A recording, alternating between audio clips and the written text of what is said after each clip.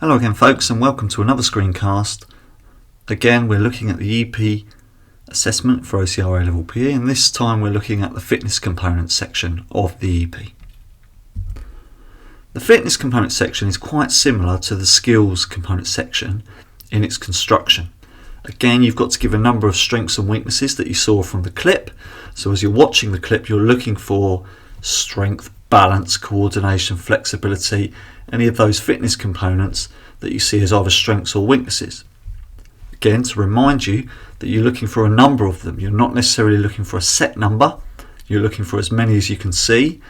And once again, as mentioned in previous clips, you're trying to assess how many of these you can get in the allotted time frame that the EAPI allows for you. So if you're running out of time, you might need to think about that in terms of your answer. Okay, so once you've identified your strengths and weaknesses, you then must construct them into the following elements in order to gain the most marks on the assessment. So again, exactly like the skills, we identify what was the fitness component that was a strength or a weakness. So we start at that point. Once again, use data from the clip that you saw. Tell me something that happened in the video. After that, you must explain what did you see in detail.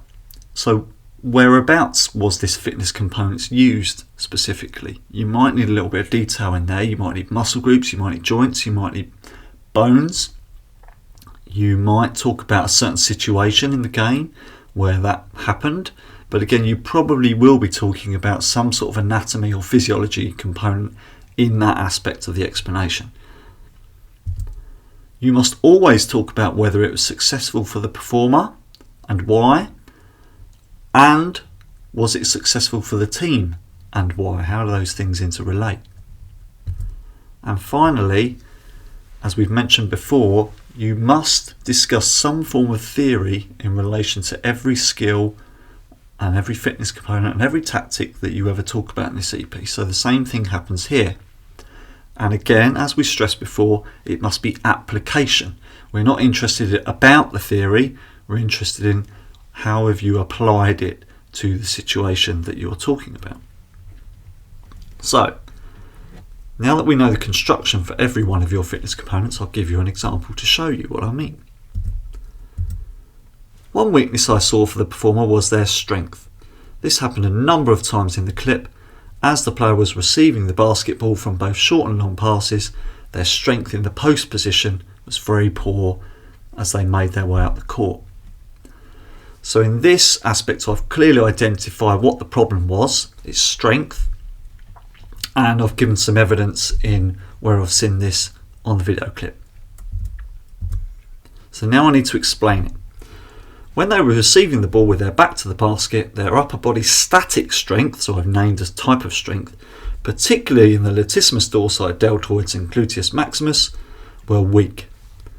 The player was often in the correct body position to hold off the defender, but because the static body strength was poor, they were often out-muscled, failed to keep control of the ball as it was fed into them. So what we're stating here is pinpointing the areas of strength that were ineffective.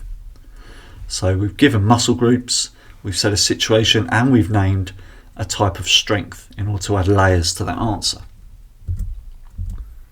This led to constant unsuccessful direct plays. As the player received the ball, they would often get pushed by the defender, meaning that the performer lost their footing and fumbled the ball, or if they did catch it, they had to move the ball very quickly away from the post position.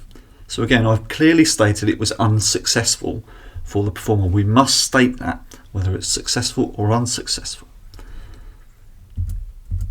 This then led to a very ineffective and unsuccessful post-up play by the attacking team, and it often meant that the post-up play was not used enough to vary the attack because of the weak strength for the centre. It might be therefore that the post-up play was avoided by that attacking team on a regular basis once they saw the weakness of their centre position player. So again, I've then spoken about the performance of the team in relation to the success. So you must state both of those things in your answer. Finally, we need to think about adding that theory in. Again, to remind you, once you've chosen one aspect of theory, don't repeat it somewhere else in your answer. It can only be used once because you're not showing the examiner any further subject knowledge. So make sure when you do it, you apply it. So we're not interested in the ins and outs of it, we want it applied. The reason this may have been the case could have been due to ineffective weight training sessions by the performer. So we're not just talking about weight training and they didn't bother to do any weight training, we're going to talk about specifics of that. They may have been performing too many reps with too low weight, such as under 75% 1 rep max, when performing specific exercises such as lateral pull downs, squats or shoulder presses. So I've given a suggestive reason as to why the strength might have been weak for that performer. This incorrect weight to rep ratio may have developed strength endurance and therefore meant that when used in the static strength situation that they were performing in, this did now not generate enough force to push against the defensive players to retain the ball. So what we've said there is, by using a different type of weight training method, which they might have been doing at the gym, they might have just gone to the gym, picked up some weights, done some random exercises, not thought about the percentage of 1 rep max or thought about the reps that they're talking about. This may have developed a different type of strength, and that might have been the reason why we had poor static strength, poor strength to hold off a person with the ball. So we're making that theory, but we're applying it to the situation there. Now again, in this answer, I don't want to know the ins and outs of every type of weight training possible. You just need to give enough to show the examiner that you know what you're sort of talking about in terms of the theory that you've applied. As mentioned before, what you then need to do is just to make sure that you've gone over all of your strengths and weaknesses for your fitness components and they fit into those little categories. So all your answers should have the same structure. And if you're missing an aspect, then you need to go back to your work and then apply that in.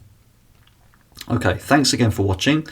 As always, if you need any more help with OCR A-Level PE, head to the I Speak PE channel on YouTube.